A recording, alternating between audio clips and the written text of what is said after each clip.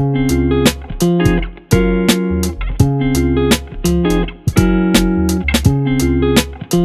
memang belum semua tahu, so untuk itu mari kita dengarkan penjelasan dari Kang Glenn mengenai self growth. Selamat pagi teman-teman sekalian.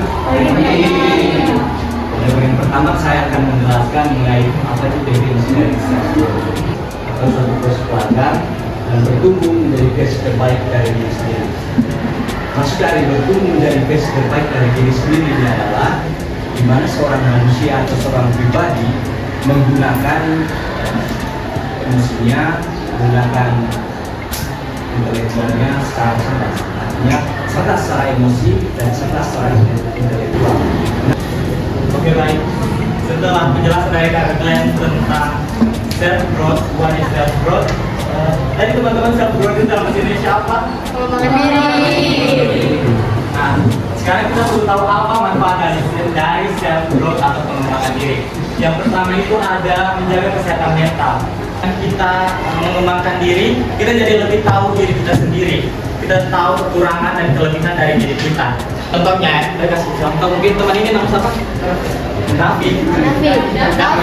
David dalam menjawab pertanyaan, mungkin pas Pak Isko tanya, dia jawab, dia tahu dia punya jawaban tapi dia sambil garuk-garuk kepala, terus percaya diri. Teman-teman bisa menilai kalau Raffi itu dia sebenarnya tahu jawabannya dan jawaban yang dia ngomong benar, hanya sampai percaya diri. Nah, dibandingkan dengan teman kalau punya pertanyaan dari guru bertanya, dia langsung angkat tangan, langsung cepat angkat tangan dan langsung jawab dengan berani dan lantang. Jadi teman-teman bisa melihat bahwa nanti itu orangnya percaya diri, berani dan sampai takut salah, karena di dalam kelas ini tidak ada salah benar, kita sama-sama belajar. Halo semuanya. Ini saya akan menjelaskan kepada teman-teman sekalian bagaimana cara meningkatkan self growth atau pengembangan diri. Pertama, kenali diri sendiri. Tentu kita tuh sangat susah ya untuk mengenali diri sendiri. Kita cenderung bisa untuk mengenal orang lain. Dia nih orangnya cepat emosi, dia nih orangnya cepat gini, gitu kan. Nah, dari situ saya ingin meminta salah satu dari kalian, kira-kira ada tidak yang tahu apa kelebihan dan kekurangan dari diri sendiri? Coba dong salah satu. Ya teman-teman, siapa sih yang punya kelebihan dan kekurangan? Pasti setiap manusia punya tentunya ya. Ayo teman-teman, siapa nih yang sejauh ini sudah mengenal dirinya dengan kelebihan dan kekurangannya? Oke, mungkin boleh.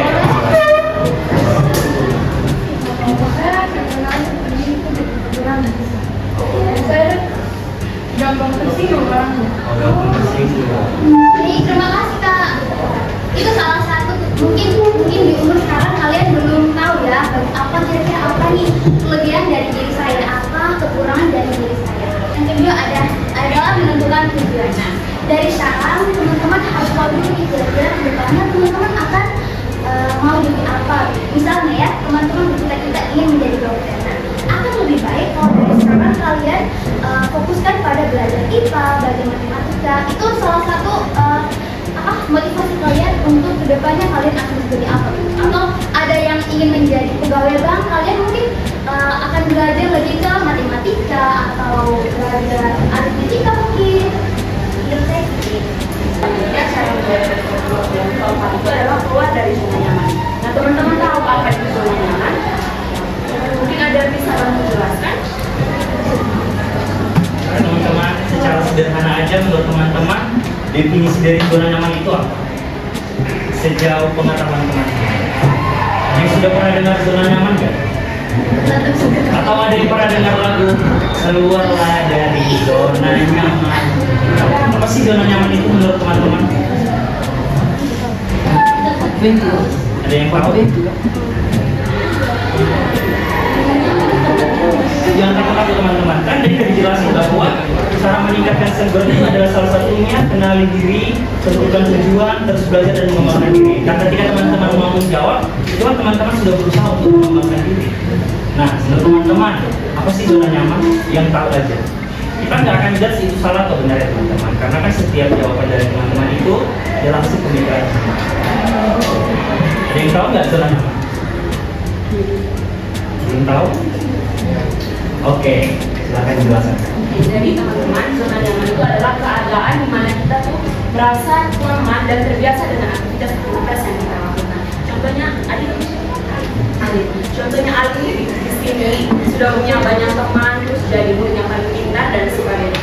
Nah, suatu ketika sekolah ini mengadakan pertukaran pelajar. Kemudian Ali menjadi salah satu kandidat yang terpilih. Nah, kemudian Ali itu berpikir-pikir lagi, kayaknya beta sudah mau, beta mau pulang sekarang gitu.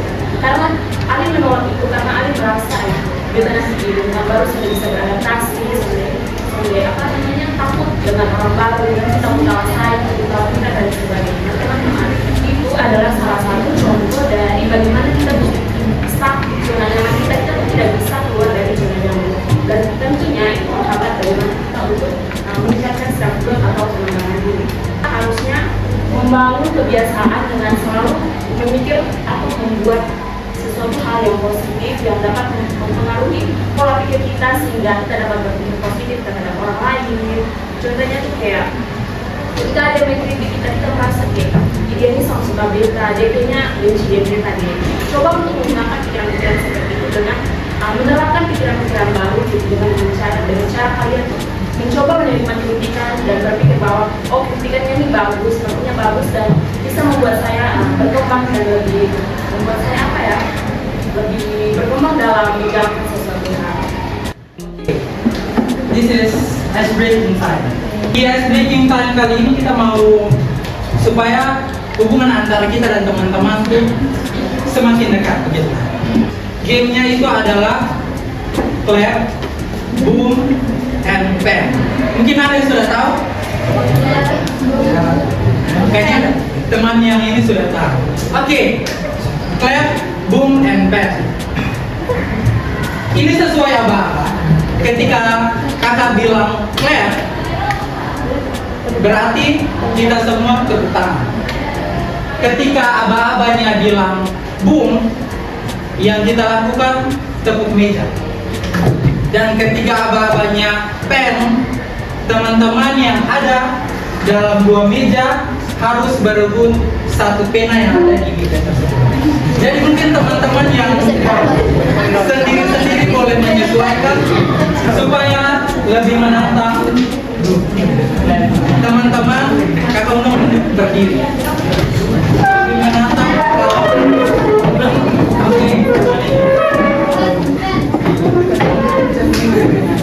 Oke, sekarang kita masuk dalam tes. Boom, clap, boom, clap, pen.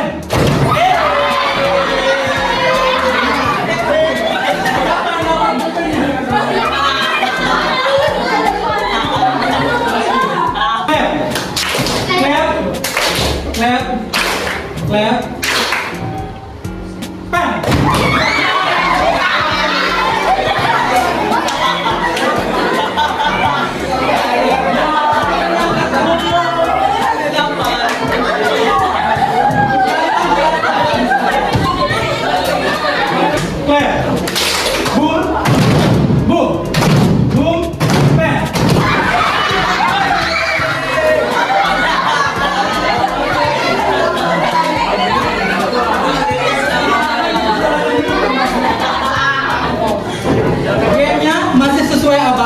Masih ikut aba-aba, tapi aba-abanya berbeda. Jadi, ketika kakak bilang satu, teman-teman tepuk tangan sebanyak 3 kali. Satu, tepuk tangannya 3 kali. Kalau dua aba-abanya, teman-teman tepuk tangan sebanyak 2 kali juga.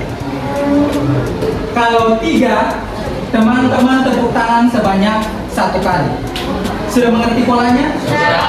Dan yang keempat, teman-teman tepuk angin. Mengerti? Sudah mengerti aba-aba tepuk tangan dari 1 sampai 4? Sudah ready? Oke. 3, 2, 3, 1.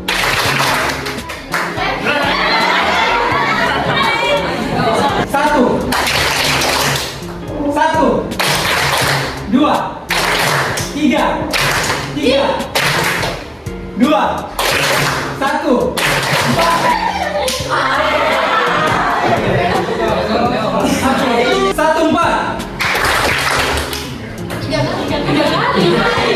Oke, time for ice breaking is over. Jadi, selamat melanjutkan materi. Semoga teman-teman tetap fokus untuk materi berikutnya.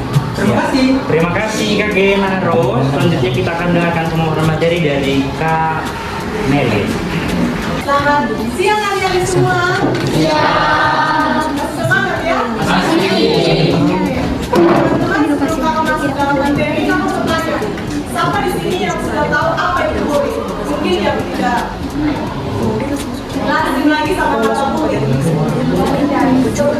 Angkat tangan. Ya, yang kamu jawabannya kan? Adik-adik semua, bullying adalah tindakan yang merugikan, merendahkan secara fisik, baik verbal maupun non-verbal. Nah, adik-adik sendiri pasti sudah tidak asing lagi dengan kata bullying karena di sekolah sendiri banyak sekali terjadi perundungan antara siswa. Nah, misalnya adik-adik mungkin sudah pernah asing lagi dengan perundungan yang terjadi baru-baru ini yang SMA di Jakarta, salah satu SMA Binus. Nah, ini perundungannya sangat-sangat kejam ya adik-adik, di mana salah satu pelakunya itu anaknya artis Vincent Rompis kan? Ya. Di situ Vincent itu lagi naik daun, lagi bisa dibilang banyak penonton karena kakak sendiri adalah salah satu fansnya Vincent gitu. Nah, cuman karena terjadi bullying, akhirnya Vincent sendiri kena dampaknya, mana ya melakukan ke anaknya.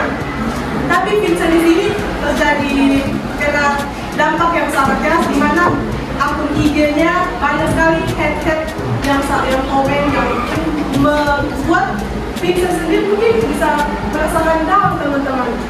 Karena bullying ini bisa merendahkan kita secara mental, bullying bisa secara sosial, atau merendahkan orang, mungkin belakang lain. Itu salah satu tindakan bullying teman-teman. Jadi teman-teman mungkin di sini biasanya kita kalau dibully kita malu buat speak up, kita malu buat kasih tahu kayak beta dibully nih, akhirnya beta rasa kayak introvert, diam, sama bergaul, akhirnya terhubung di dalam kelas. Kalau teman-teman yang lain dari keluar, kata diam di dalam kelas. Jadi kakak harap buat teman-teman semua, ayo buat speak up, buat tolak itu bullying, karena bullying itu sangat-sangat tidak baik teman-teman. Dan sekian dari kakak, selanjutnya akan menjelaskan juga. Baik, adik-adik semua, selamat siang.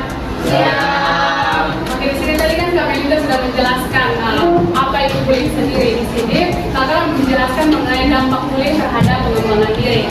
Yang pertama adalah dampak emosional.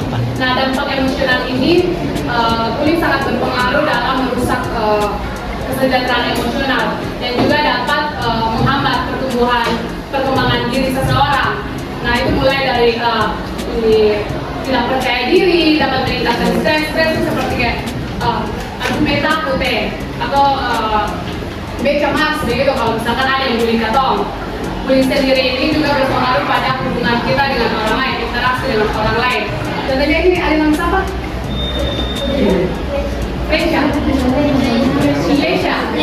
Lesha. Nah, contohnya Lesha ini dapat bullying dari dia punya teman-teman nih, karena penampilannya pasti Lesha kalau mau datang sekolah dia pikir begini, aduh dia ke sekolah ini kira-kira beda pasti, mau eksonya tentang penampilan begitu. Jadi Lesha ini lebih kayak sudah bermain dengan diri sendiri, lebih kayak interaksi dengan diri sendiri dibandingkan dengan kawan-kawan. Selanjutnya akan dijelaskan oleh Kak Seth. Oke, selamat pagi teman-teman. Di sini saya akan lanjut bagian ketiga, yaitu pengaruh pada kegiatan mental. Nah, di sini saya akan ringkas sedikit, yaitu ini merujuk pada efek negatif yang dialami seseorang akibat menjadi korban bullying terhadap kesehatan mental mereka dan kemampuan mereka untuk berkembang secara pribadi. Nah, contohnya ada seorang siswa yang sudah ditarget dari temannya target bullying itu, misalnya di kandang yang mau datang sekolah itu takut pasti kalau datang ke sekolah jangan takut pasti tidak bullying lagi dan dia kemarin datang sekolah gitu. Dan satu. Yang kedua itu bisa pengaruh ke dia punya konsentrasi. Misalnya Pak ahli materi, dia di kelas dia tidak fokus di materi lagi. Empat, menghambat pertumbuhan pribadi. Itu artinya ini bisa mengacu pada halangan atau rintangan yang menghalangi seseorang untuk berkembang dan tumbuh sebagai individu. Oke, kita akan menuju ke materi selanjutnya. Halo semuanya. Halo. Masih semangat untuk ini materi terakhir loh? Masih semangat? Masih. Suaranya kurang semangat. Masih semangat? Masih. Oke, baik. Materi selanjutnya yaitu bagaimana pengembangan diri membantu mengatasi dampak bullying ya. Yang pertama adalah membangun kepercayaan diri. Nah, teman-teman, ketika kita sudah mulai menanamkan self growth atau mulai menanamkan bagaimana pengembangan diri dalam diri kita, tentu kita akan mempelajari tentang diri kita sendiri kan, seperti sudah dijelaskan oleh kakak-kakak sebelumnya. Nah, ketika kita mempelajari diri kita, sudah mengetahui diri kita sendiri, tentu teman-teman pasti tahu tentang potensi yang dimiliki teman-teman ataupun kemampuan yang lebih dimiliki oleh teman-teman. Nah, saya ambil contoh teman dua di pojok sana, namanya siapa yang cewek? Eka. Siapa?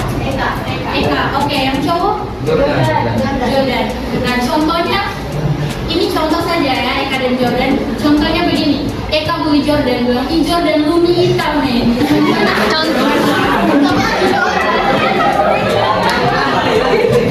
contoh saja.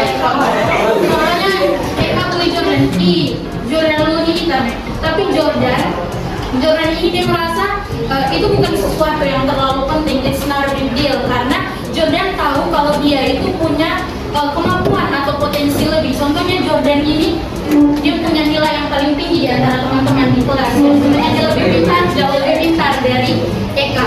Jadi ketika Eka ganggu dia bilang, "Ih Jordan tuh hitam dekil," begitu contohnya, itu Jordan tidak perlu merasa takut atau tidak perlu terintimidasi atau tertekan dengan omongannya Eka gitu, karena dia tahu dia punya kemampuan dan dia punya potensi. Contohnya di bidang akademik, melalui pengembangan diri teman-teman, melalui self growth atau pengembangan diri ini, kita bisa melakukan komunikasi yang lebih baik atau menjadi lebih terbuka. Contohnya di sini ada teman-teman yang menjadi korban bullying contohnya. Nah, ketika teman-teman menjadi korban bullying, ini kan mungkin teman-teman kayak takut mungkin untuk menceritakan ke teman-teman lain atau takut untuk membuka diri. Nah, tapi ketika teman-teman sudah mulai menerapkan yang namanya self growth atau pengembangan diri, teman-teman itu mungkin bisa bisa lebih berani lagi, karena dengan kita mempelajari self growth, pasti dengan kita menerapkan self growth atau pengembangan diri, tentu teman-teman nanti akan teman-teman tuh akan mempelajari bagaimana kita melakukan komunikasi secara lebih terbuka dan tegas, sehingga teman-teman bisa lebih terbuka dan juga bisa tegas untuk mengatasi dan juga melawan pelaku-pelaku bullying. Melalui self growth atau pengembangan diri ini, kita bisa menggali lebih dalam tentang siapa diri kita. Lalu yang poin yang terakhir adalah mengembangkan empati. Di sini kakak bertanya, ada yang tahu apa itu empati? Teman-teman siapa? Rasa dan tadi? Iya. Mungkin sekali apa yang teman Rasa dan yang sampaikan bahwa empati itu merupakan rasa peduli terhadap perasaan orang lain. Jadi empati itu merupakan kemampuan kita untuk memahami perasaan orang lain. Empati itu tidak lagi ya dari simpati. Kalau simpati itu hanya sebatas kita punya rasa kasihan atau iba saja. Tetapi kalau empati itu kita bisa memposisikan diri kita untuk berada di posisi orang lain. Ini juga membantu kita untuk menumbuhkan rasa compassion atau rasa kasih atau kasih sayang. Nah, ketika teman-teman ini sudah menerapkan self growth atau pengembangan diri, teman-teman juga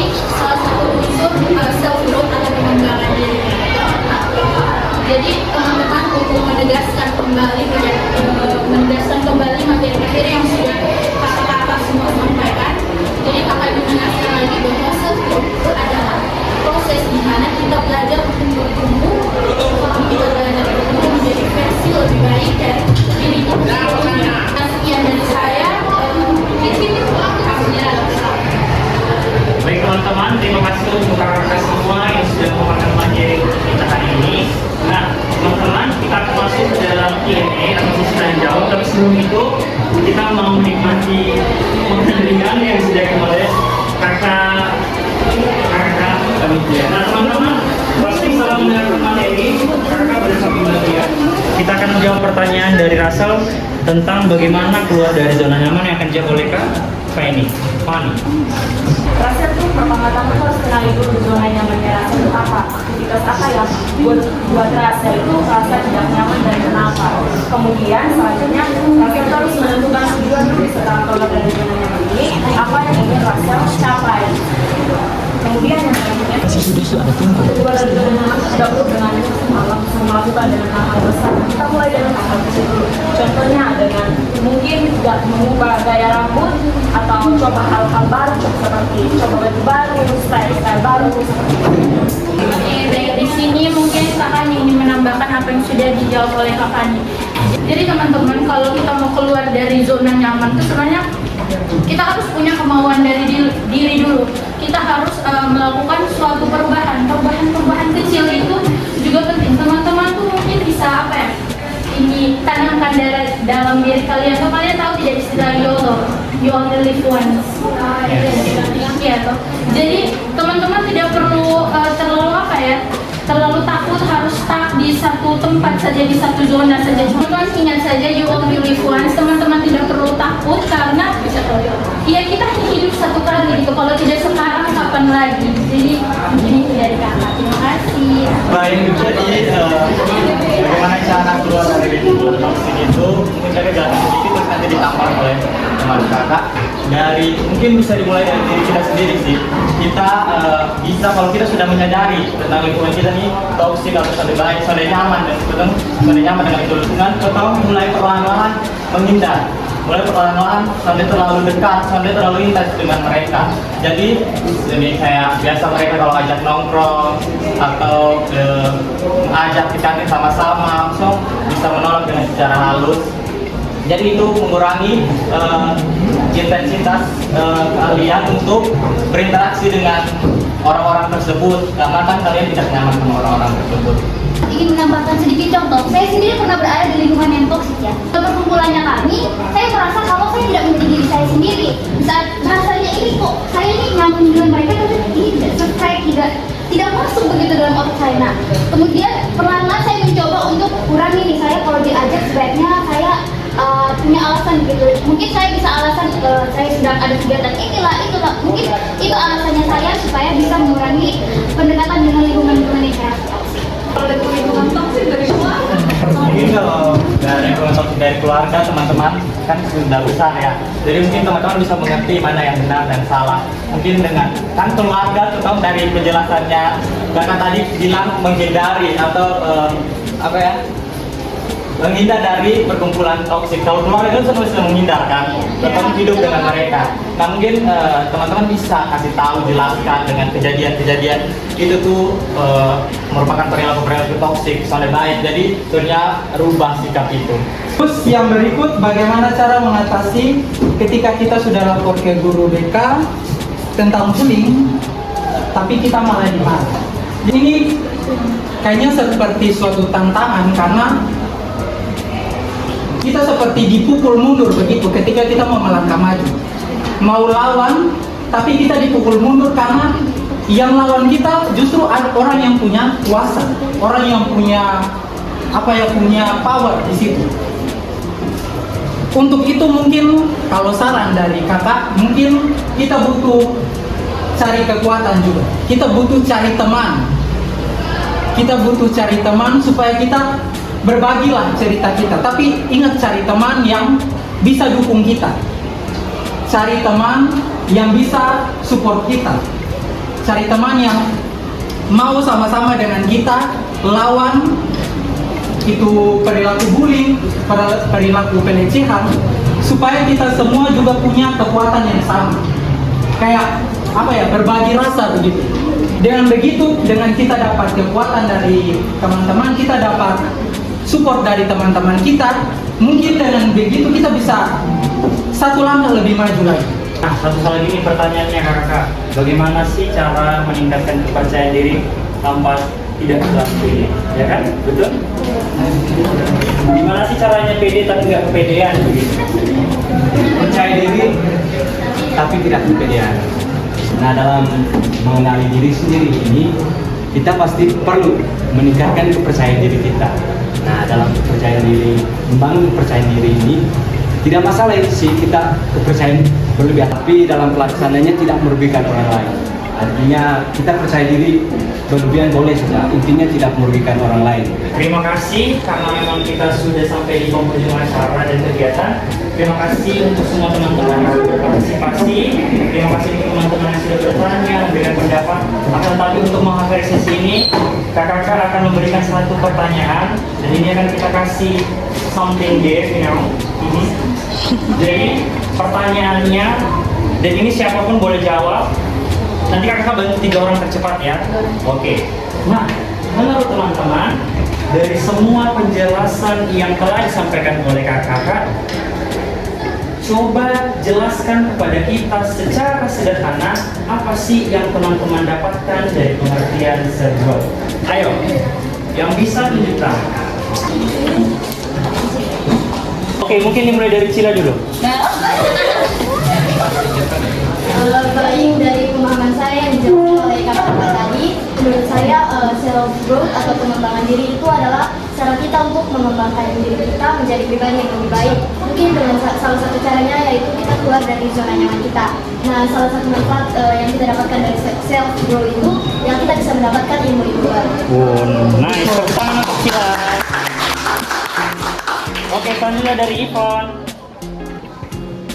Jadi dari pemahaman saya, self growth atau pengembangan diri adalah sebuah ekspresi dari diri kita untuk meningkatkan kepercayaan diri agar bisa lebih dari kepercayaan diri itu bisa berdampak positif untuk orang-orang di sekitar kita serta lebih mengenal diri kita sendiri agar kesehatan mental kita sendiri terjaga. Iya, terima kasih. Oke, dari Angel terakhir ya. Self growth atau pengembangan diri bagi kita tuh mungkin kita bisa mengupgrade diri menjadi lebih baik lagi dengan berpikiran positif. Oke, terima kasih untuk Angel, tepuk tangan teman-teman.